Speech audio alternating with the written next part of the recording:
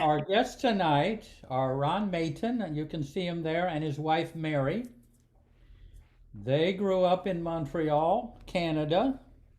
They only speak French, so I will be translating into English, Hindi, Gujarati, and Swahili.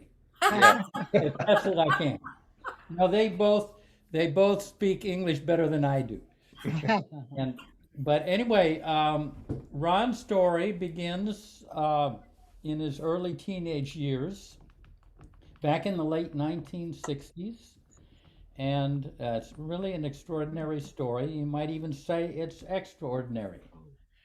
But Ron and Mary have been Baba lovers for probably around 50 years, at least 50 years, and they've been to India many times. They've also, come to the center here many times. They have two daughters, Gracie and Kyla. They've been with Baba since they were born, and they grew up coming to the center. They came to all the youth sahavas, and then after they were campers, they became counselors and worker wallas, and that's where they met their future husbands at the youth sahavas. So they're great kids, and so anyway, I think now Ron and I'm sure he'll be up for answering any questions at the end. Maybe we can get Mary in at the end too. But I'll leave since we're kind of late. I don't know what Ron and Mary. What time is it in Montreal? Same time. Same time. Okay. So And I'm here anyway, for technical assistance. I'm going to turn it over to them. Can you And hear us? Yes, we hear you fine, Mary. yeah. So yeah, Ron, go ahead. Okay. But this is really, really quite a very neat story. Yeah, well, it's not the first time I tell this story. We got a little, phone call a few days ago. Jeff called us up and said, "Would you like to share your story online?" And at first I was hesitant because although I've told my story dozens and dozens of times, different places, this first time, I thought like telling the story on a screen, it's not going to be the same. Where are the people? Where's the emotions? But I trust that will all happen and you'll all feel what Baba wants you to feel. So We're let all me just real out here. We're yeah, all real. Yeah. great. So just to prelude this story a little bit of, as you know, Jeff said, I was born in Montreal, raised in Montreal, and still live in Montreal. And the story takes place basically when I'm 10 years and almost 10 months old. So almost 11 years old. Uh, just let me preface it by saying that I grew up as a Christian Catholic. I love Jesus very much. We used to say prayers in school many times a day. I was an altar boy in church. And I remember just seeing so many pictures of Jesus. And they were all they were all pictures of Jesus that I recognized, but they were never all the same. They were all different, a little different, different pictures, different images. And I used to say my prayers and I used to feel that Jesus was with me all the time. And at night I used to say my prayers and I thought to myself, I said, you know, I feel you all the time. I'm always with you. I love you. Why can't I see you as you really are instead of imagining these images of you? Are you that, the God in the sky, in the clouds with the white beard, or this image of Jesus, or that one? And this thought came to me. It flashed to me very quickly. And it said, tonight, after you say your prayers, I'm coming to see you, God. That's what I said. And I was absolutely sure this was going to happen. And Ron, That's the this is conviction that I felt. and So what year is this, roughly? the story will be Okay. self-explanatory. Yeah. So as I'm 11 years old almost, and so that night I said my prayers lying in bed, and I said, okay, now I finished my prayers. God, I'm coming to see you. 3, 2, 1, blast off.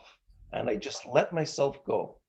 and I let myself go to God, and I trusted that He would take me to Him, because all I wanted to do was be with Him in the real form. And then when I said blast off, something incredible happened. I started feeling light, and I saw these lights going past me, like I was like like a tunnel of some kind, but with all these lights going very, very, very quickly, and it frightened me. So I said, okay, stop. Okay, tomorrow, God, tomorrow I'm coming for sure. So that night I stopped, and the next night I was adamant. I said it was really going to happen. So the same thing. I went to bed. I said my prayers lying down in bed. 3, 2, 1, blast off. And at that moment, I let myself go again. And this time I stayed with that sensation and with that image, with all these lights going past me very quickly. And I stayed with it, and it slowed down. And actually, all that disappeared. And suddenly I found myself totally awake in this room or in this space. And there in front of me was this man sitting in a chair.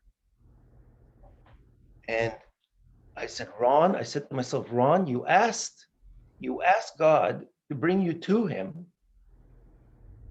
And this is who He is. This is what He looks like. He is right in front of you. And so that night, I spent with God, and He showed me different things, and He told me different things, and He asked me different things, in fact. And it was just incredible. I was actually with God, totally awake. So the next night I said the same thing. I'm gonna say my prayers, and I'm gonna go just be with God. So the next night it went on. The same thing happened, night after night. So after several days, I suppose, I just had to share this with someone. So I said, who am I going to tell about this incredible thing that's happening to me every night? I said, maybe I'll tell my sister. She was 3 years older, but we used to argue and fight a lot. I said, no, she's not the right one. I said, I know. I'll tell my mother. My mother brought me to church. She took me to the altar boys. She told me stories from the Bible. She taught me how to pray at night. I said, she's the right one. So one night, shortly after this was happening, this incredible thing that was happening, I called her to my room and I said, Mom, come and sit down on the bed. I got something to tell you. Of course, she was worried because 11-year-old boys get into a lot of trouble. So she was wondering at that point, what am I going to tell her? But I said, sit down. I got something to tell you. So she sat down. I said, you know what happens? I said, I say my prayers at night, and then I just let myself go to be with God. And then I find myself in this place, in this room, and there's a man there sitting in a chair in front of me. She says, what kind of man? What does this man look like? What are you talking about? I said, well, he's got a big nose that goes down like this and a big black mustache. And he's going bald over here.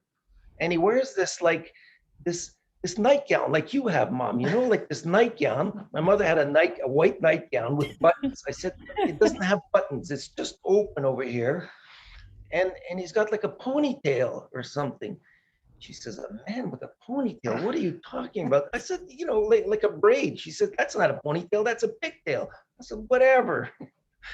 And so I just described, of course, who I was describing. I was describing Meher Baba. But I never saw a picture of Baba before this experience that I was having night after night after night.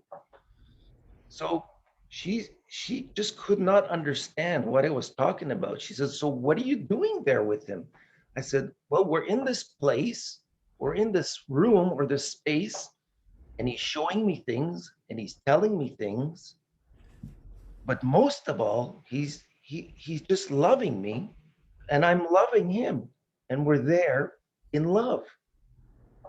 And she said, what are you talking about? I think, no. And I said to her, I said, he's like my real father. And she says, what do you mean your real father? Dad's your father. He's in the next room there having his lunch or something. I said, no, but this man, I said, I know that dad, that's dad over here. I said, that's my father here. I said, but this man is my real, I feel like he's my real father.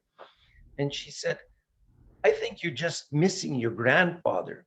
You see, my grandfather had died a year earlier on February the 18th, 1968. So she got up from the bed and ran to a calendar on my desk. And she started counting the days on the calendar. And she stopped and she says, she stood up and she said, you know that in 4 weeks, it's going to be a year that your grandfather has died. So from that, I know exactly when this was taking place. It was taking place a year later, plus 4 weeks, which would have made it middle of January 1969, that I was telling her this incredible thing that was happening to me. She says, you missed your grandfather. He had a big nose. And in a second, I put my grandfather's face in front of my mind's eye. And I said, no, grandfather looked like this. I said, no, this man looks very different. He's very different, Mom. So she just left the room. She didn't understand what I was talking about. But that didn't deter me from going to see Baba night after night. And this went on for a short time, I would say a few days. And then something incredible happened, as if the incredible already didn't happen. I went to our meeting place where I used to be with Baba every night, and he wasn't there. And I panicked because all I wanted to do was be with him and share with him. And so I called out. I said, hello, hello, hello, friend. I called him friend because I didn't know his name. I said, friend, where are you? Where are you? And at that moment, I heard a voice say, I'm here. I looked everywhere, but I didn't see him. But I heard his voice say, I'm here. So I said, okay. So again, I said, where are you? He said, I'm here. Come here. And I just didn't see him anywhere in that space where we used to meet. And I said, Ron, put all your attention on listening, on listening to where the voice is coming from. And the next time when I call, where are you? And he answers, I'm here. Follow that sound. So that's what I did. I said, where? He says, I'm here. And that time I heard where the voice was coming from. And it was coming from inside me. There was a hole. There was a hole here. And I looked down and there was a hole. And I said, where? And again, the voice says, I'm here. Come here. And I said, how am I? And I had a body there in this place I used to go meet him. How am I going to go inside this hole and be with them? And as a moment later, I said, well, he's there and he's telling me to come here. And so with the same conviction in him as I had lying in my bed and letting myself go to be with God, I let myself go into that space. I put my sense of awareness of my consciousness through that space where he said, come here. And I let myself go. And I found myself going through that space. And on the other side was Baba with his arms open. And I flew into his arms, what I remember, flying into his arms. And we embraced for that moment what I remember. And then I looked at him and I said, yeah, he was very happy that I made it through there, that I came. And I looked at him and I said, what are you doing here? Like it was such a strange thing to me that I was going inside myself, through myself, And there he was inside me. I said, what are you doing here? I said, why aren't you out there where we used to meet all the time? He says, we met out there, and this is what he says. It more or less these words. He says, we met out there. We got to know each other out there. We did things out there. He says, but that's finished now. And he had this, what I remember, this waving motion with his hand. He said, now that's finished. He said, from now on, when you come to see me, and then after, when you want to come see me, you come here, because this is where I live. This is my home. This is where I always am. He said that in like different ways like that. And I didn't understand what he was talking about. This is your home. This is where you live. And a moment later, I thought, well, when I go to meet you outside in our meeting place and you're not there, well, where are you? And he's telling me, I'm here. This is my home. So I understood, okay, this is where I'm going to come to be with you. So then, night after night, I used to go into myself to be with Baba.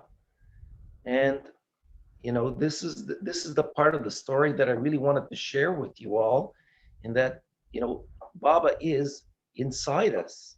He lives inside us. And nothing, you know, at that point stopped me from going to be with him there. And I remember, you know, going, I remember, well, a few times, there's a lot of things that are our meetings, about our meetings that I like to keep private and to myself, because they only pertain to me and they don't really have any meaning to anyone else but me. But this one time I do remember, and it's good to share that I went to be with him, and he was, it appeared to me that he was just alone and not sad, but just alone. And I said, you know, you're here alone, like inside me, you're just alone there. And it occurred to me, it dawned on me that when I didn't go to see him, he was alone. But when I went to be with him, he had, well, I wouldn't say my company, but that we were in love together. So that's, you know, the real meaning of this story to all of us, that Baba is in us, and that we, you know, by sharing and by talking and by feeling him in us, he is there. And this story ends at this particular time, because I don't remember why or how I stopped going to see Baba, but it ended shortly after. I would say this whole episode lasted maybe 3 weeks. And I ventured to think that, you know, I was going to see Baba at the end of January 1969, and then perhaps he dropped his body, and then we weren't meeting in the meeting place anymore. And from then on, it was inside the heart. It was inside that I had to go be with him. And so it's like that for all of us. And so this is the story that I wanted to share with all of you, and I'm glad that you're all here to hear it. And if you have any questions at this time to ask me, this would be a good time. I just wanted to say, on Baba's tomb it said, I can't remember the exact wording, but like it said something like on January 31st, 1969, Baba dropped his body to live in the hearts of his lovers forever, something like that. Yeah. I don't know. And it's almost like just affirming that very thing, that he. Well, as Baba says, you know, I am the ancient one, the one residing in every heart. And it's not just words throwing out there or some imaginary figure, you know, residing. I mean, and I had the experience of him residing in me, you know, and I stopped doing that, and don't think that I've tried to do it again many times. And you know, the magic formula for me, you know, 3, 2, 1, blast off. But what happens is, okay, I'm laying in bed, 3, 2, 1, blast off. Oh, did I turn off the stove? I wonder what tomorrow's for lunch is. Oh, no, Baba, I'm coming, Baba. So all these thoughts, all these strangers come into my mind. Doesn't happen. It just doesn't happen the way that it did when I was 11 years old. 10, Almost you're really 10 and a half years old, yeah. And so I'm still waiting for his, well, what he said, from now on, when you come to see me, and then later, when you want to come see me, you come here, because this is where I am. This is where I always am. This is my home. He said that. Yeah. Now, well, are there any oh, we've got some questions up here. Yeah. Good. So, when did you realize, how did you come to Baba physically and know it was Baba? Like how Yeah, did that happen, and how old were you then? Yeah, you see, so after Baba probably took this whole memory away from me. And I remember, and this is pre-knowing about Baba as Baba, as we all have, Right. that Mary and I, we were searchers, we were seekers, we were going to see, Ram Dass and this one and that one and the other one. We used to go see psychics, and we used to go see this particular lady who was a very good psychic at the time. That's pre-Baba, and she said, she told me, she says, you have had these incredible experiences before you went to sleep at night. She says, and they're not dreams, they're experiences. Says, and in the future, and this is when I was 20, she said, and in the future, you will be made to remember them. And when you do, you will go around the world sharing your experiences with many people. She says, and it will help many people. This is what she said to me, and I didn't know what she was talking about. I had no idea, because I did not remember. I used to go and see Baba at that time till I was about 35. So she told me that, and I couldn't make heads or tails of it. And Mary was beside me, and we were looking at each other saying, what is she talking about? At any rate, the story goes on that when Mary and I were in college together, one day we were, we used to share a locker together. And so I was passing by this corridor, and there was this fellow who he had his back against the wall, and he had a book open. And he was, he wasn't really a college student, because he seemed so much older, and he had a mustache too. And at any rate, he had this book open, and it was called The Path of Love, Meher Baba. And as I walked by him, I was stunned. I stopped in my tracks, and I stood and I stared at him, at the book, actually. And then I went back. After a short time, I went back to my locker, and Mary was there at the locker. Yeah. So I had come through that same space about a minute later, honestly. And I too had been struck by that book. And so when I got to the locker, I said, Ronnie, did you see that guy with the book? And he says, yeah. I said, what do we do? So what we did was we were still shy. We were about 17 at the time. And so we sat across the hall from him, and just on the floor. He was sitting on the floor. We sat on the floor and looked at the book. Yeah, that's what we did. 10 feet apart, and we stared at the book. And then we walked back, Mary and I. He kept sitting there with the book open in front of his face. And it was the old Path of Love, the long one, the yellow and red, the original. It doesn't matter. Anyway, yeah. And so then Mary and I went back to our lockers, and Mary says, what do you make of this? Well, it matters because the picture of Baba is very clear on that, on that edition. So what we were looking at was not just the book, but Baba's face. But you didn't recognize him, Ron. You just I didn't. Thought he was beautiful. Yeah, well, it was something more than beautiful, because then Mary asked me, she says, so what do you make of it, of that book, of this man? I said, the truth, in me, I heard this, and I said it out loud to Mary. I said, the truth that I was looking for, because we were seekers, we were searchers of the truth. it's the truth that you're looking for is in this man, is in this name, Meher Baba. He has the truth. He is the truth. And The when truth that you're looking the for. truth that you're looking for is in this person, is in this form. And when you're ready for it, you will find it in this person. And this is what I told Mary. And I said, so let's go talk to him. And I said, I'm not ready. I wasn't ready to hear that, the truth, because I knew in me that, you see how, and I have this conviction that once, and this is true for all of us here, that once you're destined to be with the avatar, it's because you have a connection with him from past lives. And that's why we're all here, because we have a connection with him. And he keeps coming to get you until you are his. He keeps coming.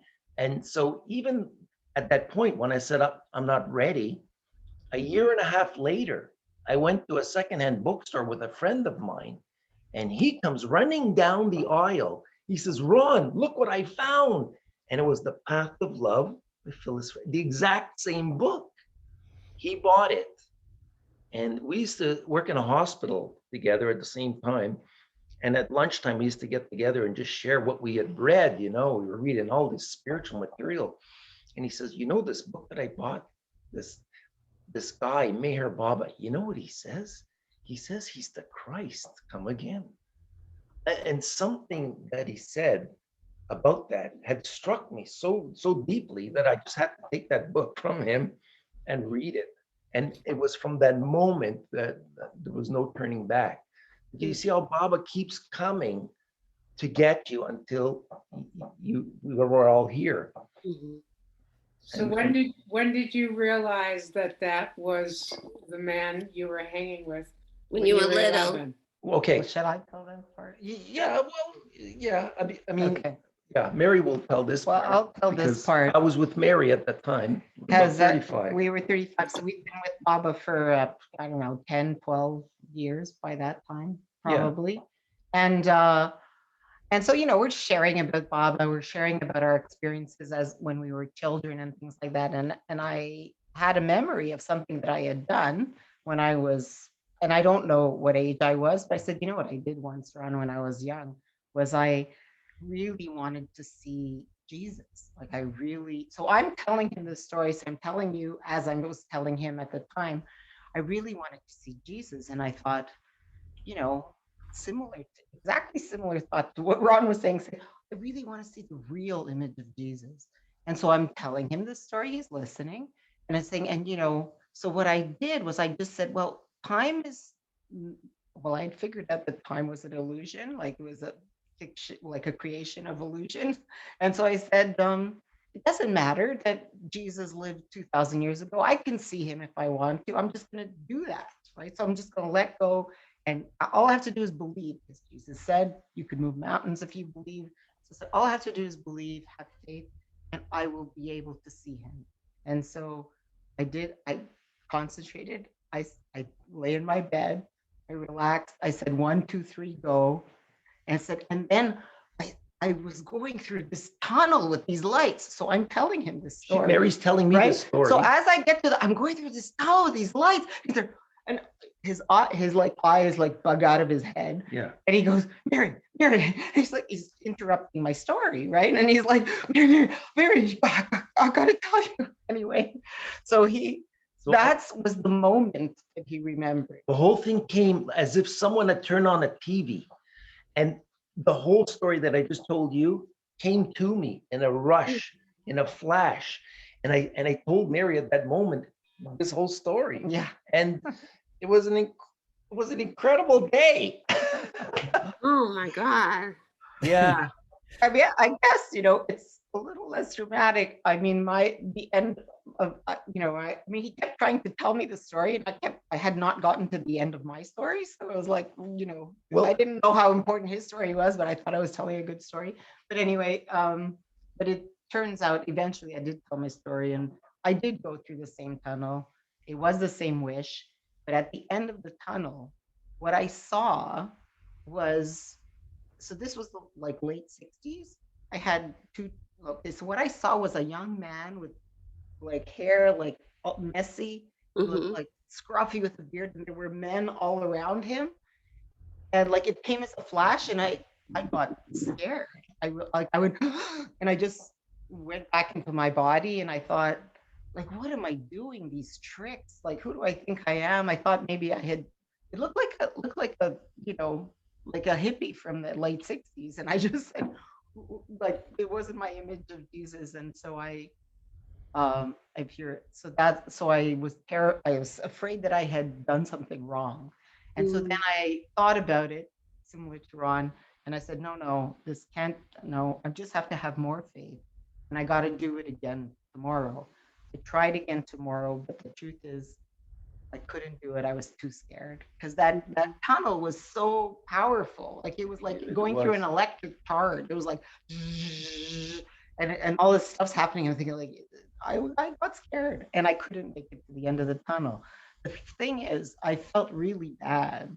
Uh, I felt like I had failed, Mhm. and for the first time in my life, and I do mean it, I felt because I'd been praying to Jesus since I was like a toddler because of my relationship with my mother and how she had trained me to do that.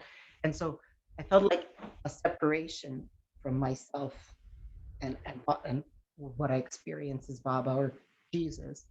And and I just said, this is it. I failed. I failed what the goal was. And so I was really, getting down on myself in the moment. And then I sort of heard a voice inside myself. It felt like the voice of Jesus saying, okay, quiet, quiet. He says, forget it. Never mind. He says, you feel me inside you? Like you always feel me in your heart? Like I said, yeah. He says, well, that's the point anyway. And that's literally what I heard. So it's a bit of a different ending, but it's interesting that it's so similar. But when she started telling me this, Yeah. it's like the TV was turned on and I was blown away with what I just immediately remembered, what had happened to me, when I was 10 and a half years old. And Wow. it's like the psychic said at that time, she says, you will be made to remember it. And when you do, you'll tell people and it will help many people. So there we have it. Beautiful. Wow. What did you say? No, but now, no, but there was another thing that I mean, just connecting with you that one time you went to get some comic books or magazine at a store, Mary, Oh, yeah, before yeah. you even Finding knew the path of Ron. love. Oh, the comic book. No, Oh, no, oh, yeah, yeah. no. But I mean that's not Bob's story, Jeff. But it shows your connection even before you actually got to know each other. You were kind of somewhat in the same neighborhood, right? Oh Oh, yeah, yeah. yeah, We grew, definitely. yes. Well, Yeah. I'll tell it. You know, um, when we were, so there, Baba had his eye on us, I guess, and there must be a connection from the past.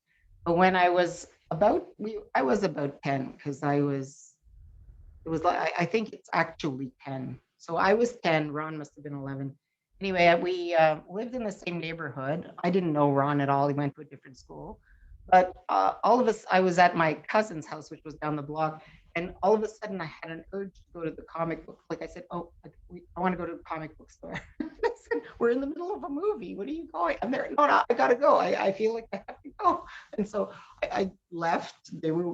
My two cousins were watching the movie. I went to this comic book store and it was I went, so it was a very long skinny store and it was at the back where the comic books. And so I went. There was a young man at the front who I happened to know in the neighborhood. But then I went all the way to the back. There was no one else in the store, and there was another person there, another young boy. Anyway, I was 10, I'm shy. And I just was looking at comic books. So I took out my Archie comics or anything and was, browsing through. And then as I was standing there with this person beside me, he was looking at something. I felt this love. I just felt like this kind of radiant love. Didn't even look at the boy, but I felt like it was coming from him. And I thought that was so odd. I was like, but it felt wonderful and felt kind of light and pure. And I'm thinking, I was just enjoying it, frankly. It just felt really good. But I said, but it seems to be actually coming from the right, like from where he's standing. So to test it, I went around the boy to his left, like to his right side, so he'd be on my left to see if it would still feel like it was coming. Anyway, and so I went to the right and I crouched down, and it was seemed to be now pouring on me. As a little girl, I was like crouched down. I think, okay, I'm gonna look up and look at this person. If he's looking at me, it's coming from him. So I look up, and there he is, beaming at me with a big smile. That was me. Anyway, so I mean, nothing much more happened than that. You know, we talked a little bit about comics. He was reading Mad Magazine, or you know, talked about Archie, whatever. And I left because what am I going to do? There's nothing to do, you know. Anyway, and it took. Also, we got together. It had been years we were together. When I figured out that he was friends with this boy who I knew at the front when I went into the comic book store. There was this other boy. He was a little troublemaker in the neighborhood. Not that Ron was a troublemaker, maybe just a little. But you know, so I said, "You knew that guy?" He said, Did you go to that comic book store? Were you the guy at the back with it?" And we shared, and we found out And that it was me. And I didn't realize that was Mary. Yeah. Anyways, it's all destiny. So that was when we were 10. No. Beautiful. Hey, so we have some questions. I have a question for you, but Meher. Meher, yeah, she's from India. Yeah, Jai Baba. Hey, Baba. I wanted to ask Ron, when he saw the samadhi, what did you feel about it? What did I feel about the samadhi? Okay. You mean this is years later? You mean when he went to India? Meher? Yeah. Well, the first time we went to India was 1985. Okay. Okay. And I mean, It was complicated. it was complicated, and you know, something that happened to me in the samadhi too. That's very, again, very personal. So, but I mean, On the first trip. on the first trip, yeah. Okay. At any rate, we've been many times to India, and you know, Baba does what he does to us and with us. And but mostly, like, you know, the story that I just recounted to you tonight. I mean, I tell myself this story, like, not every night, but often, very often to myself, because it's not my story, it's Baba's story, and it's Baba's story to everyone, and it's that everyone should realize that that's what Baba says. You know, I am the ancient one, the one residing in every heart. It's not just words, you know. Remember the story about those two little girls, those twins that used to hang out with Baba? I don't know if some of you remember that story, that these two little twins, So when they were cute. 5 years old, and Baba used to come At a tea visit them. party. Yeah, the tea Party, party, and Baba yeah. used to come visit them. And after, I don't know how many visits that he came, at the end, the last day, he stood up and he split into two Babas and he walked right into them and he disappeared into them. I mean, this is the experience, you know? And so just know that Baba's in you, you know? We all have pictures, and Baba it's is good in to have us. pictures to remind us, and we have these nice platforms to talk and about Baba and to share stories. But just know that he is in you, you know, and he's never outside you, because that's where he lives. You know, and Baba says, you know, like, I'm not this form that you see outside, you know, I come there to visit you in a body. And like he told me, now it's finished, you know. Yeah, what can you share a little bit of how you remember Baba in your life today? Different ways you might remember Baba. Well, I think that, you know, in ways, you know, when I'm very happy, I remember Baba. When I'm very sad, I remember Baba. When I'm mediocre, I'm remembering Baba. lately I've been very troubled and and depressed, maybe because of the weather, maybe because of the COVID, maybe because of the world situation, maybe, or whatever it is. It just it even deepens my remembrance of Baba.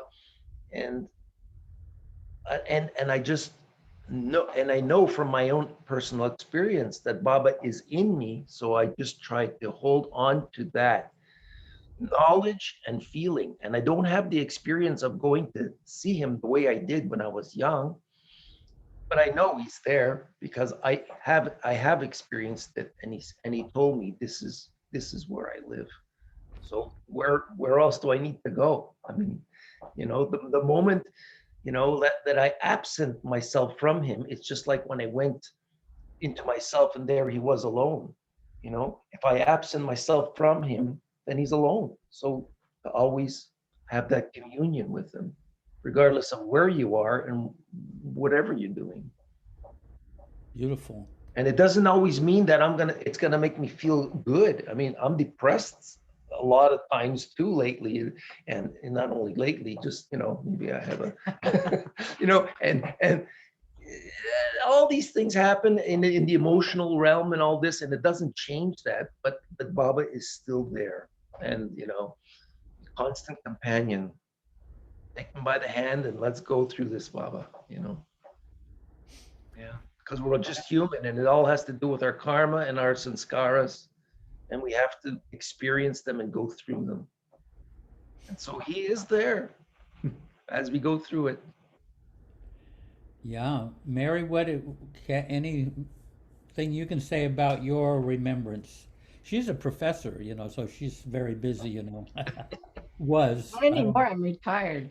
Yeah, But yeah, well, our remembrance, I think, for me, it's always to live Baba, in every moment, to do what I would do in front of Baba, to do what I would do, to think what Baba would want me to think, and to be of service, really.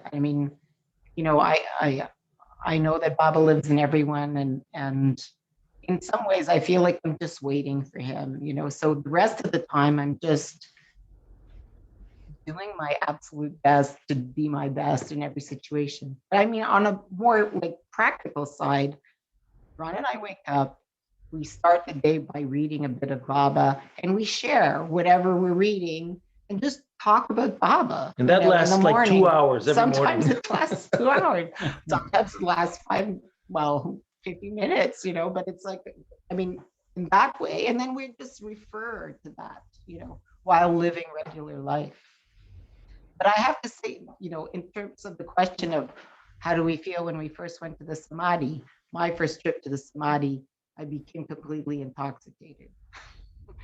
I was just like, it was like I had been drinking a lot of wine for a long time, as a matter of fact, and I just felt like I was constantly expanding I felt like I doesn't make so much, I just felt like I kept getting bigger and bigger. And I thought one of the days I thought, and Ron would say that I looked like I was floating. Well, I didn't even recognize Mary. It was like she was another person, like really, really another person. And I said, well, okay, we got a new Mary to deal with here now. And Then, bring home. And then one day I said, if I expand anymore, I'm going to be gone. I didn't know what was going to happen. And then the next morning I woke up normal. I woke up completely regular, like myself. Phew. That was my experience, along with a few others. we got some more hands there.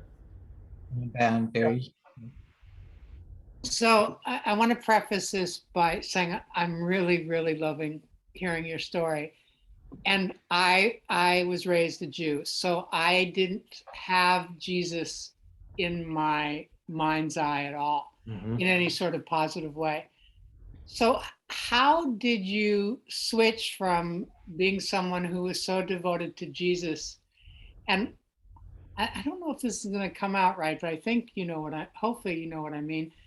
I know that Baba was Jesus and was all these other avatars, But how did you make the transition from, being an altar boy for both Yeah. of you, being so Jesus centric to Yeah. all of a sudden Well, now, I being mean, Baba? yeah. I mean, I used to think about God. I used to think about Jesus. I used to feel him. I used to feel him with me. But that was the thing. I said, who? When I pray to you and when I feel you, who? Like, where? What is your real form? So it turned out to be Mayor Baba. Like Jesus turned out to be Mayor Baba. I mean, I was with him there in front of me. Like we were there. We used to spend night after night together. This was God, you see. God turned out to be Mayor Baba. And then later, when I read the Path of Love and that, Mayor Baba, the name Mayor Baba with the face Mayor Baba turned out to be God. So at first, God turned out to be Mayor Baba, and then so it just that's the way it is.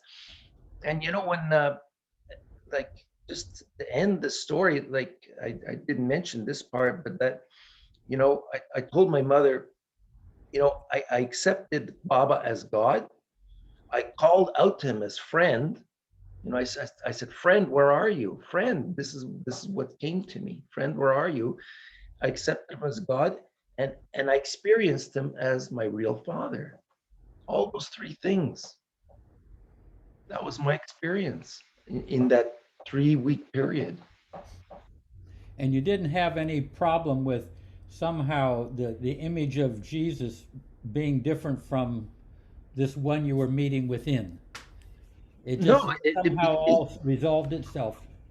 no, because when you're in the presence of Baba, like as God, and like I said, he was doing things with me and showing things and asking me things to do things, etc., etc. I mean, it was no small potatoes. This is like God asking you to do this and to. I mean, he was doing It was a miraculous experience. it like night after night Yeah. after night. I mean, I was with God Yeah. doing these things, and so God. But the appearance of God was the appearance of this man with this big nose and this mustache with that. That's who Jesus ended up looking like. Like, that's it. That was it. That was my experience of just love. For me, it was very different. I had a much harder time with that transition, but I think and that there's a story that goes with it that's very personally meaningful to me. But I don't think we have time for that right now because I think doesn't this end at 11 or something? No, you go ahead. We got these people. These people have nothing to do all day, So It's so late. Hey, it's only 10 to 8 here. yeah, Well, it's the and it's morning in India, so yeah. okay. So for me, I was much more troubled by this, partly because, well, I was also very close to my mom, who was a real avatar lover. She loved Christ, but it was real. It wasn't like she wasn't just religious, though she saw herself as a Catholic. But like, for example, when I was very little, like 3 years old, I know, because it was in our old house, I asked her one time, like, when do we find out, like, why we're here? And she says, what do you mean? I said, like, when do we find out, like, why God made all this? Like, what is the purpose? Right? When do we find this out? She says, oh, I don't know. I don't know. I said, well, I would like to know, like, how does it work? She says, well, maybe I could ask the priest. Maybe he would know. And he says, nah, he doesn't know. And then I said, well, then, but then she said, but then she thought a while and she said, well, I think God is love and love must love. So he made the creation so that he could love it and we could love him back and glorify him. And that was her answer, which is pretty good. But it's just to give you a sense of, I think, how her own spiritual depth. Okay, but she taught me to pray, and I used to pray all the time. She had actually been in World War II, and she, as a prisoner, because we were Ukrainian, not Jewish, but still there were prisoners of war in labor camps. And so the only thing she brought back from World War II was, you don't have to do that, Ron. The only thing she had brought back was this picture. And it was a picture that I prayed to all my life with her. She, you know, and it was very meaningful to me. And so it was always beside my bed, and it was of Jesus. And okay, so when I found Baba, and it rang so true to me, I didn't know how to tell my mother. Anyway, and I felt like I was abandoning her. You know, I'm in that spiritual, and I did tell her about it, and she couldn't accept it. She just thought, well, maybe he's like a saint. And say, well, he definitely says he's not a saint. And so it was just all torn up. I ended up following Baba because of how the truth just rang from the words that I used to read in God Speaks and in the discourses. Just felt too true. And so we ended up going to India on that first trip. Now, the thing is that even when we were going, you know, that picture, yeah, okay, here's the picture that I used to pray to. I don't know, do you see it? It's the picture of Jesus pulling Peter out of the water, right? Okay. So I made a joke to Ron when we were going to India. I say, well, you know, there's another side story, which is that my father had a fortune teller tell him that he was that his daughter was gonna die going to a foreign land, and he was gonna go get her body. And she had told him all kinds of other things that turned out to be true in his life, except he never told me about this daughter thing until I told him I was going to India. And then he says, listen, I was hesitating to tell you this other thing, but this was what the fortune teller said. Anyway, I said to Ron, I wonder what that picture is so significant in my life. You know, it's such a specific image, Jesus pulling Peter out of the water. Maybe if we have a plane crash, you know, we just have to say Baba's name, and maybe he'll come pull us out of the water. She's telling me this on the plane.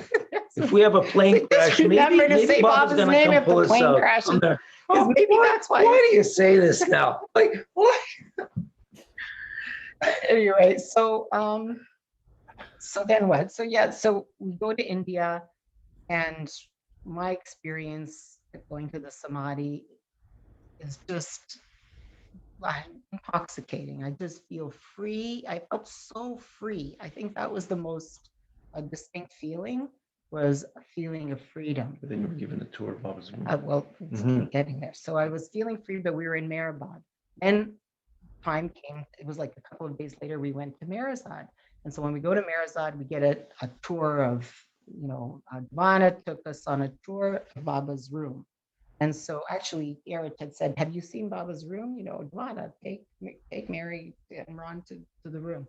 So we go there, and when we opened the door, it was like, I was overwhelmed with the feeling that it was like my room. I had always insisted on a pink room, even until a point where I was like an older teenager. My mother said, don't you think it's time to give up the pink?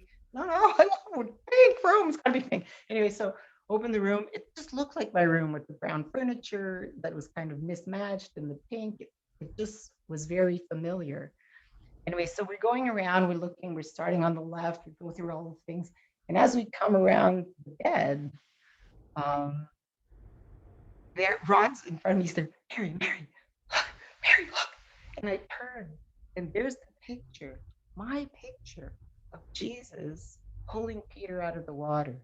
And it was like, I literally felt like a crack in my physical body, like an insertion, like a,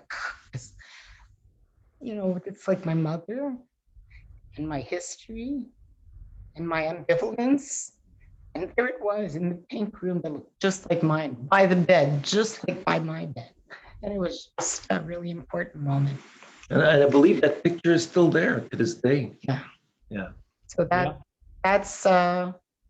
was Baba saying, I thought, Mary, it's okay. It's me. Beautiful. Yeah, and then well, we got a couple more questions, but also there was the expo in Oh, Montreal. yeah. That's Yes, well, Baba had been coming for me for some time. We have all kinds of stories, but when I was in 1967, so I was I guess 8 years old. Um, there was at Expo 67 a display somewhere with Baba's pictures and an info booth, right, in the India Pavilion. Anyway, I had gone. I was very young. It was an outing with the school, and so I went with my teacher, a teacher I loved dearly. I think it was her first year teaching. She was very young, and I was in her group, which was felt very special. Anyway, we were going through, Expo, a big World's Fair, right, at the time. And we stopped in the middle. It was a very hot, sunny day. She started talking to this young woman. So someone her age, and they were talking and talking, and we At were the all, pavilion. no, it was actually in the middle of the field. I don't know where, okay. it wasn't even in the pavilion. It was somewhere random. I don't know where it was anyway. So she's talking to her for a long time. And then she turns to the group and she says, "Who here loves Jesus?" And so I've shared with you how I feel. So I was like, I put my hand up, and she says, and like it was a Catholic school, so I think a lot of people put their hand up. And she said, "No, no, not just because your parents tell you, but because you really love Jesus, like you feel really close to him, right?" And so I could then keep my hand up, and I turned around to see, and only one child had kept their hand up other than me. And I was impressed. I was like, "Oh, Joey, that's pretty good." Anyway, and then she said, "Come here, Mary." And she showed me the picture of Baba The universal message. on the Universal Message. That's right. The And she pamphlet. says, he says he's Jesus come again. What do you think?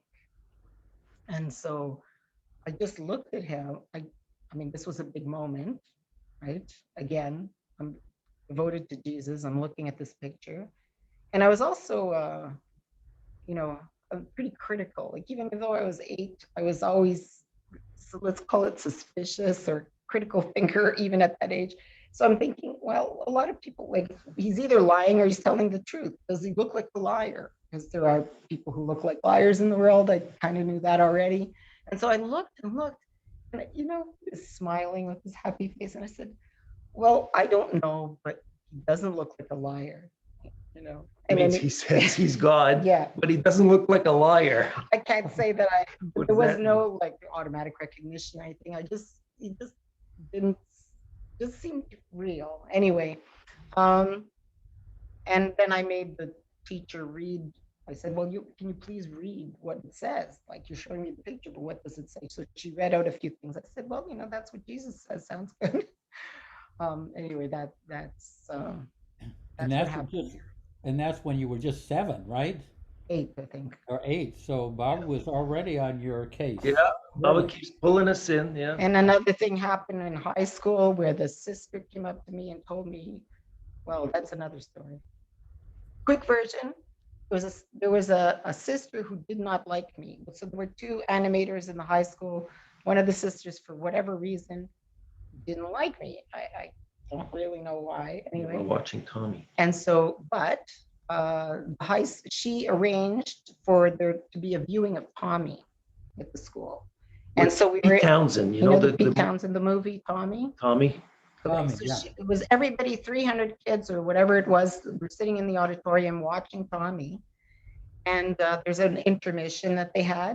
And here comes the sister down to see me, and she says, "Mary, I've been struggling with this whole time, and I was standing at the back of the auditorium. I'm overwhelmed with the feeling that you know that Pete Townsend follows Mayor Baba, that you should follow Mayor Baba, that you should find out about Mayor Baba." I'm there, "Who's Mayor Baba? I don't know who that." She says, "Well, he says he's Christ come again." And I said, "Well," I knew she was, "So how come you're not following him?"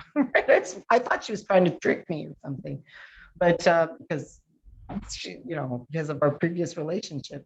And she said, "Well," actually, she gave me an honest answer. She says, "Well, I joined the sisterhood when I was young and in Alberta in a small town, and that was the only thing that was happening that was spiritual. So I joined, and I don't see the need to change. She says, but you're not in that same position, and maybe you should just go check it out. She says, I was overwhelmed with that feeling, and I have to tell you.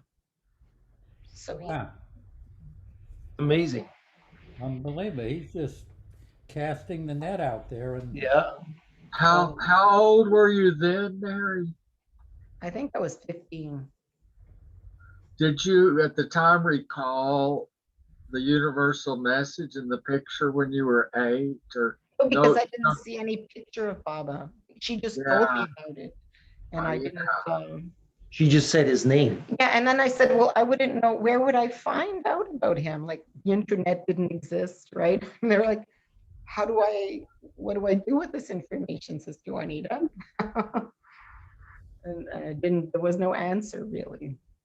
But she knew about Mayor Bob. But she knew about Mayor Baba. yeah, She found out about it, and she thought it was possible. But that she had an urge to come down the aisle to tell Yeah. you Yeah, to investigate. which was pretty Mayor Baba. courageous of her. yeah. Obviously, karma. Why, it's wild. We have karma. She had a yes, she felt Baba in you. Yeah. Yeah. Yeah. Let's see, Alan. Alan got a question there. Hey guys, hi Ron and Hey. good to see you. Right. I feel like I'm coming to see you after a long time having not seen you. Very familiar to me what you guys are saying and sharing. Well, I was just curious because it seems like you've, in this lifetime at least, in these present forms, been with Baba longer than I have in this present form. So what do you do, or what do you find yourself doing when there's these long, perhaps stretches of time where Baba maybe holds his hand out to you? You're not able to feel that effulgence within yourself. You're not able to be in his presence like so many of us know what that is and feel that, but it's just time for you to not be there right now. Yeah. And I'm sure you've had those expanses of time. So, and that sometimes happens. It's happened with me recently with grief or with immense loss. Just lost my father, my dad, and so. But there was these times where you start to question, like, where are you if you're not here? And I can feel, I know that he's here. You know that he's here. But I'd love to feel you, Baba. Yeah. But I don't feel you. You know, so what is your take on that, if you know what I mean? Yeah. Well, for me, it often has, because that distinct thing has happened, and what it ended up boiling down to that I could tell is that sometimes I have an image of what I think Baba feels like, rather than being with the Baba that is with me in that moment. I'm trying to make it something other than what it is. It's not, being with Baba, it doesn't match. It is whatever he's giving you. It is this moment. If you're bored, it's boredom. If you're sad, it's sadness. If it's whatever it might, because this distinct feeling that I'm thinking was this dry feeling of being apart. And I said, it's because I'm imagining something Baba's in me, in my heart, right? He's always with us, never without. So I'm the one making the separation. I'm making like an image, you know what I mean? I'm expecting something like a little magical, whatever. We're looking for the bliss. Yeah, as opposed to what it is. And if I remember that well, like if I just like accept what is, because being is incredible. Like we're always looking for something fancier than just existence, let's call it. But existence is a miracle. The fact that we're conscious, the fact that we're here, the fact that everything exists around us is a mystic, incredible miracle. So what am I trying? Well, it's not enough for you. I mean, like, What do you want, right? So, but don't be a spoiled brat, right? Like, just be there in the moment, right? And honor that privilege. And so that helps. It doesn't change necessarily, but it does, it feels more true. Beautiful. Well, lovely. It reminds me, I'm just to kind of digress here a little bit. When Amrit tells this story, Amrit, she knew of Baba when she was young, and he was in the 50s, and Bob was so robust and so alive and healthy and everything. And then when she was 19, after not seeing him for many years, she was arranged to marry Dara. So she came down to Merazad, down to Ahmednagar, and she was in the main house with women mandali. And she kind of arrived late, so that they said, well, Baba, it's a little too late to see Baba now. But then they heard Baba clap from his room. So, they went in, and Baba wanted to see her. So, here she is. She comes into the bedroom, and Baba is sitting on this bed, with his back. She's coming through the interior door into Baba's bedroom. So she comes in, and she sees just this old man. I mean, she was like so used to, she thought she was going to see God, this effulgence and everything. It's just this old man. And she's kind of a little crestfallen. And she comes around, Baba indicates to come around the front of her, and she's in front of him, and tears are coming down her eyes, but she's just like a little disappointed that this is God. He's so old and frail. This is December 1968, near the end of Baba's life. And then Baba opens his arms, and she goes into his arms, and she feels that, wow, she feels what she always knew Baba to be. And then afterwards, Baba held his arms out in front of her, and looked at her. And I don't know whether he said this or whether he communicated to Amrit, but Amrit said what Baba conveyed is, you people make me have to prove myself. Yeah. You make me have to prove myself. You know what I mean? And instead of taking him just as he is, he has to rise to the occasion and give her that experience. I think that's very telling. I mean, kind of answering what Alan said there. What you said is like, do you need sugar added to everything to make it sweet? Life itself, as you say, is a miracle. It's a blessing that we're even here. And I mean, it's hard because you'd like things to be a little.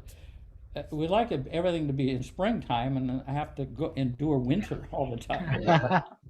Get rid of winter. Yeah. Anyway. And Baba says, it's his wish, right? When you're happy, think Baba wants me to be happy. When you're sad, think Baba wants me to be sad. And when we are sad, it's tough to think that. When we're disappointed or whatever it is, Baba, that's in Baba's wish, right? Just his list of wishes. I have a question. Yeah. I don't think anyone has seen my hand up, but it's been up for a while. What was interesting to me is Mary, your description of Baba and how he was so different from your expectation of Jesus. And this guy with the hair on the head, and so it reminded me of some photographs of Baba at Toka, or when he's in his late in the 20s. Is that what he looked like? Yes, absolutely. Almost like spitting image. Right? Yeah, I mean, he just looked like he had a bandana tied and like a beard or whatever. Like a young dark man. Yeah, that's his Toka picture. Yeah. Yeah.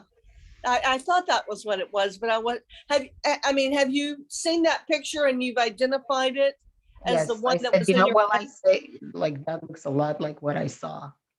But I was shocked. I mean, when I got to the end of the tunnel and I saw it, I was literally shocked that I saw such a clear image. But then when I got shocked, I got snapped back to my body. You know, so it was not a long exposure. Because I mean, you know, I had teenage brothers who were about 9 years older than me, and all their friends used to hang around. So I knew that, and I knew that people had died from drugs. It was the late 60s, and you know, I just thought, am I inviting like disembodied spirits who like maybe who are like, you know, invading? Like I thought I was being arrogant as a kid asking for that. And so when I saw that image, I said, you know, am I playing with fire? You know, is this a wrong thing to do? And, you know, but I decided it wasn't, and I tried the next day, but I was too scared because it was a pretty dramatic tunnel. There was one other question. What was the Ukrainian connection again? You said your parents were from, they were in a... Yes. So,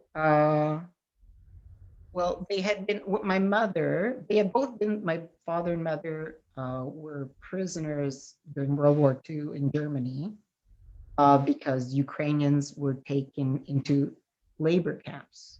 They didn't have the same experience as Jewish people did, but they did wear bands. But they were in this sort of, they were like forced labor, right? Prisoners, forced labor. So that's why. So, and that picture came from that time. So my mother, that was the only object. They could bring one object with them when they were chosen to immigrate to Canada. And that was the object she brought with her from that intense experience. And they used to talk about their experiences. So was that Jesus from the Eastern Orthodox Church? No. Because I know they're Russian Orthodox, Eastern Orthodox, Romanian Orthodox, No. and okay, I was just curious. No, Okay. no, it's a, well, actually, she got the picture in Germany. So it was. You saw the picture, right? I showed you the picture. Yeah. Yeah. Okay. It looks quite a lot, not identical, but quite a lot like the picture in Baba's room. Yeah. Mhm. Yeah, it's the same picture. Yeah. And you know, I remember you saying that when you met Kitty, or at least one of the times you were with Kitty said, "Oh, you were both in Cosmopet." Yeah. Well, you're old timers. You're coming back again. She said that several times. Yeah, you're from Cosmopet, you know. Oh, your comebacks. Cosmopet was this fishing village as a part of the very old part of Pune, the original part of Pune. And that was where where he gathered his first followers, was from the fisher people there in Cosmopet near the I think it's the Sina River. Yeah, and that's where he worked in his father's toddy shop that we visited, and you were there, Jeff. Yeah. And Kitty would come out with stuff like that, you know, and she kept reiterating, "No, you were with Baba already. You come back already. You guys got to go to Cosmopet." She told us that several times. Right, and for the longest time, we kept asking people to do that for us. Like, they wouldn't even know where it was. And they said, "We don't really know where it is. And anyway, it's like a bad neighborhood. You don't want to go there." We were always discouraged. But then we ended up going. Yeah. Wow, this is really fantastic, you know. And I'm glad that Mary, you know, I'm glad that Mary, you chimed in on this. You really, it's great. You know, I mean, on the, Yay. I think your kids are going to enjoy seeing this. Any other questions? Oh, we got. They've heard it. It's like, yeah, you know. Mom and Dad. Well, it's Mom and Dad with their stories again. Yes. Hi. Hello. I so enjoyed this story. It's so wonderful. I'm wondering if this is the picture that came to mind, Mary, that you were describing. I'm wondering if it's the same one. It's just from the God Man. Let me see if I can get it. Let me Let me just put on speaker view so I can see it better. Yes. Yes. So Except that, in my that the image that I had, he had his beard had grown out slightly. He had like the shadow that people wear now. So it was the same thing, but he was just a bit more scruffy. well, with the Mondley in 1925, and who knows, it could have been a Casbah pet. It could have, you know. Yeah. We don't Can know. you show that picture too, Tony? Again, hold on, I just lost the page. Let me go back. Now let me see if I can line it up. There it Yeah, is. that's good. Yeah. Beautiful. That's the background. Yeah, no wonder you were scared. Look at those guys. Well, it was just like that. Plus, he had a little like growing beard a bit, you know. So he just looked not. Was that in Toka or not? It doesn't say.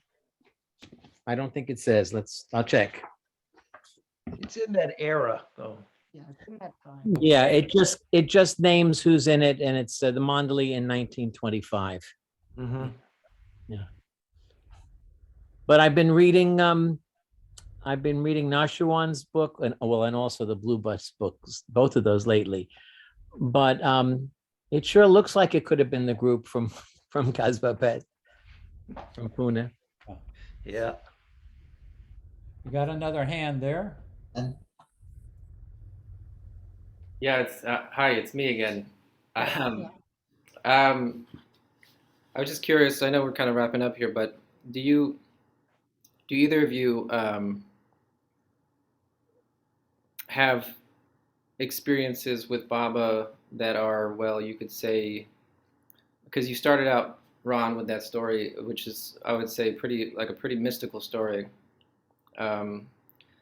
It's something that you don't really share that kind of story with someone on the street, or maybe you can. I mean, I would maybe if they're cool enough. No. It took me years and years and years to tell that story publicly. Oh, okay. Mary convinced me that I should. I kept telling him. She says it's not your story; it's a story for everyone. Yeah, You got to share it. Well, I'm really, really grateful that you shared it, and I hope one day we can share our mystical stories together. But I'm curious. I'm curious if you guys, either of you, I mean, continue to have those kind of experiences now. You don't have to share them, but I mean, just is that something that still occurs to you, or is it really kind of a quiet relationship with Baba, like every day, in and out? Yeah. No. Okay. Yeah. Just rice and dull now. Yeah. He's got us now. Doesn't have to. Now we're just hanging on to the daman. We're just you don't need the sugar. daman. That's You don't need the extra sugar. Yeah. Going through the deep valleys of depression, well, myself, anyways. Yeah. I'm feeling a little February. I get. Yeah. But I think Baba with me. I mean, he's got to be that too. Yeah. This goes back a ways. We were in the original kitchen, and I was sitting on the heater. I was leaning back against the heater. I don't know if you guys remember this, and I asked Ron if he would tell his story. And he was like a little shy. I would have stayed listening, leaning on the heater and listening to the story.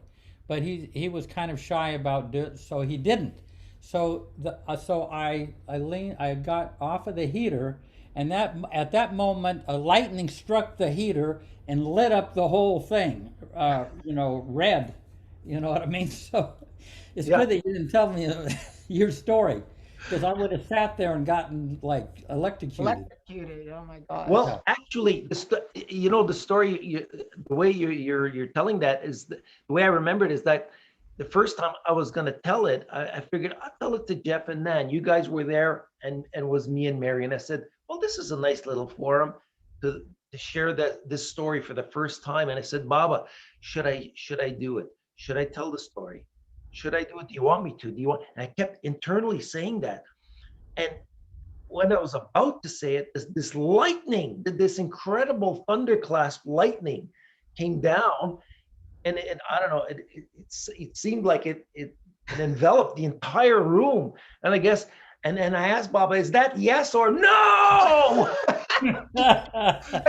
So I said, I was shaking. It was so loud. And I said, I guess that's a no for now. Yeah, it probably saved my life too. Anyway, It came out later. Yeah. what a world! What a world! We have Tony again. Tony. Thanks. Yeah. Actually, the three parts of your story that really resonated for me personally. I had an experience at the moment Baba dropped his body, and I can't tell that story here, but it ended with Baba saying a word, saying something. And at that, everything kind of, there was a big flash of light. But in waking, I was trying to like describe where that voice came from. And on the one hand, it seemed to come from everywhere. On the other, it seemed as if like Baba was a person who was watching something happening in a little shoebox diorama with like little figures, you know, me being one of them. But the other was that it also seemed to come from some place so deep inside me that when I tried to look down and see it, it was just like it was bottomless, and it seemed to come from there. The other thing, talking about your mom, when I got confirmation, I was also brought up Catholic. You know, the bishop is supposed to come by and he slaps you on both cheeks, and the Holy Spirit is supposed to descend on you. And like, I knew all this stuff. And you expect, you know, okay, get the communion and at the instant he did that, this whoosh just went right through me. And it was like extraordinary. It was something happened. And I went back home and I told my mother, I said, you know, when I got confirmation, something happened. And she said, well, what do you mean? I said, something really happened. There was this big, I said, I don't understand. I said, can I say something happened? And she said, well, something's supposed to happen. And it was clear she had not any slightest clue. Why do you think we're doing this? The other thing was about, I had a very, I got very much into the rosary at a certain point, and it's such a profound meditation. It's a very Jesuit sort of thing where you put yourself, you know, the right way for each 10 Hail Marys, is it? Or for each, you're in a different scene of 5 scenes of the life of Jesus. Oh, yeah. So, you know, I had that experience of being with Jesus alive in my imagination and relating or being there when he needed his face wiped or as he was going through the crucifixion. And so when a crisis, at least to my teenage mind, came up, and about, well, without telling the story, I was able to go back to when I used to do the rosary, and I went into his presence. I said, you can't let this thing happen. And it's a whole story, but that led to the experience he gave me when he dropped his body. The answer to that prayer. I didn't know that until, like with you, till 10 years later. Yeah. But yeah. So it really resonated in so many ways, that story. Thank you. Great. Jai Baba. Jai Baba. Elizabeth. Big smile. Elizabeth.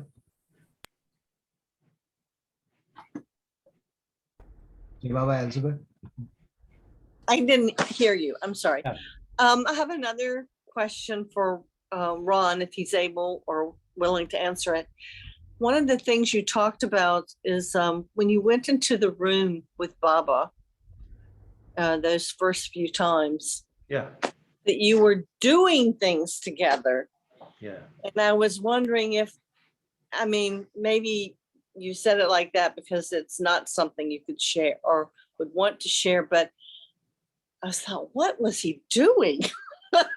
You know, is there anything you can say about that is comfortable for you, or is that too private?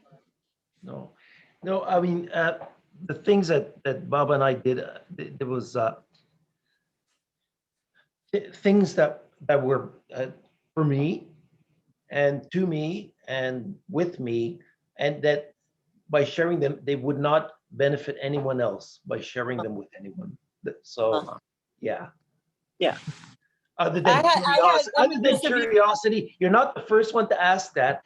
everybody asks that, but really there's nothing more to say other than we did things together and he asked me to do things and things of that nature. And yeah. I guess I just had images of my mind, and you're kind of going someplace with Baba and doing some service work or something like that, you know, remotely. Who knows? But I would Okay, say, thank you. But Ron, would you say Yes. that he kind of related to you as you're 10 years old, almost 11? Yeah. And he was relating to you as a young kid. Oh, yeah. Yeah, which is Yeah. so he kind of met you at your age. That's right.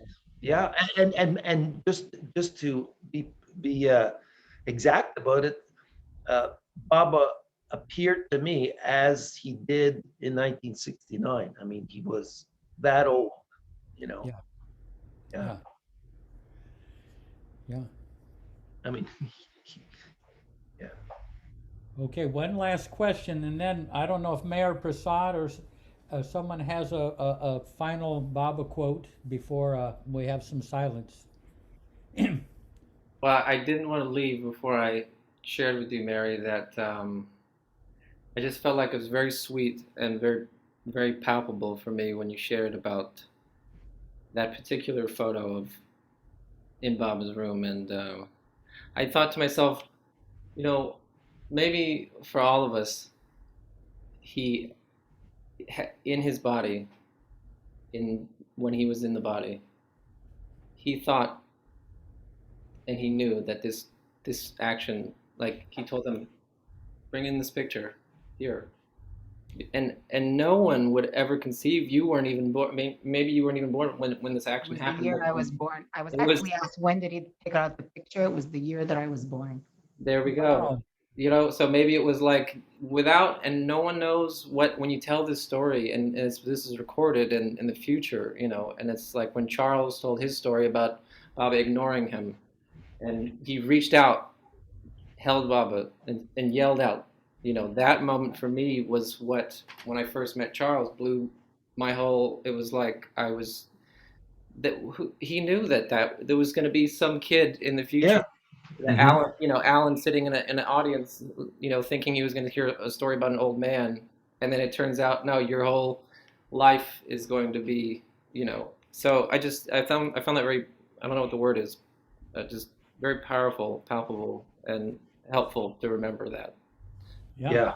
Poignant. Beautiful. Poignant, yeah. Baba's got it all planned out. Yeah, well, that's what it felt like. It felt extremely personal and pre-planned. Hey, does Mayor Prasad, do you have a quote, or anyone else? Let's see if Mayor Prasad, I don't know where Mayor Prasad is. You're not in this gallery, you must be in the next gallery. There are all those people in the other gallery. I'm driving, Jeff, so. Oh. I'm driving, Jeff, so I don't have a quote. Oh, go. Jeff, I have a quote. Jeff, I have a quote. Okay, good. Go, Marta. And then we'll have a few moments of silence. Trust God completely, and He will solve all difficulties. Faithfully leave everything to Him, and He will see to everything. Trust God completely, and He will solve all difficulties. Faithfully leave everything to Him, and He will see to everything.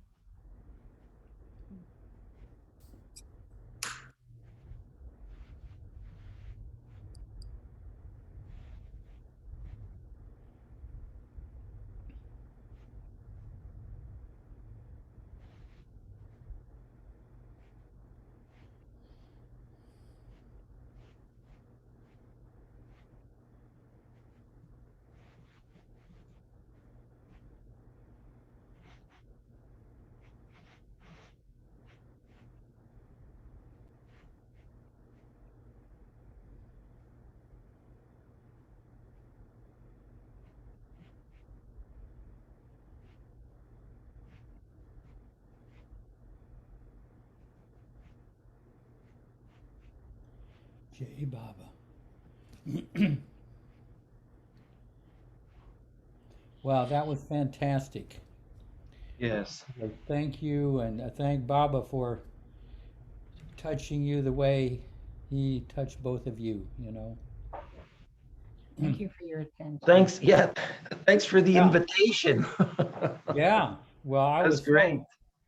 so thrilled. I just kind of, Baba said, ask Ron, and I said, well, I'll give it a try.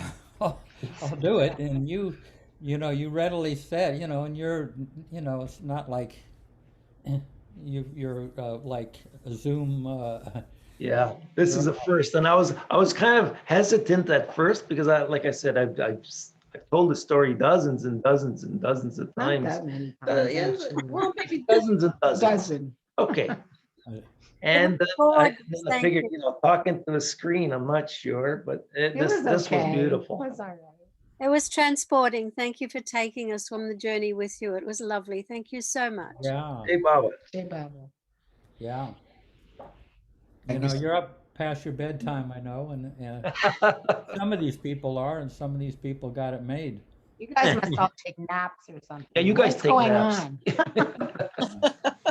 No, that is really, it's amazing how Baba has touched, you know, and comes into our lives. Yeah. In many different ways. And he keeps coming to get you until you're his, you see. Yeah. Yep. Many times he came to get me, and I'm not ready, and I'm not coming, and I forgot, and you know, until finally, yes. So. Yeah. Yeah. Hey, No. Baba. That's Thank you. beautiful. Yeah. Thank you. And So maybe we'll come back next time. Yeah. Yes. Oh, That yeah. sounds good. We'd Thank like you. to hear more. They were great Thank stories. you. Thank you so very much. It's Okay. really wonderful. Jai Baba. Thanks, guys. Jai Hey, Baba. Baba. Good Bye. night. Baba. Bye-bye. Dar Mer Baba. Baba Ki Jai. Hey. Avatar Mer Baba Mer Ki Baba Jai. Ki Jai. Yeah. Avatar Mer Baba Ki Baba Ki Jai. Yay. Mer Baba Ki Jai. Oh, you know, I wonder is Nasreen here? I don't know. Rain, where is she? Yeah. Wait. Oh, I guess she is not here. Yeah. Okay. Anyway, great. We'll see. Thanks, Jeff. Another Thank you. star-studded evening. Yep. Yep. Star-studded. Some enchanted evening. Hi, Alan. Getting better. Hi, Diane. Terry, how you doing? Good to see your face, honey. Yeah. It's I'm really glad, good. glad to see you guys. Everybody looks like everybody's just getting younger. Yeah. What's going on? What's the Say glowing? Why that- I didn't hear you glowing? say that again, Alan. Did everybody look like they're glowing and getting younger here? What's going on? I just died. Stay away more often. No, don't.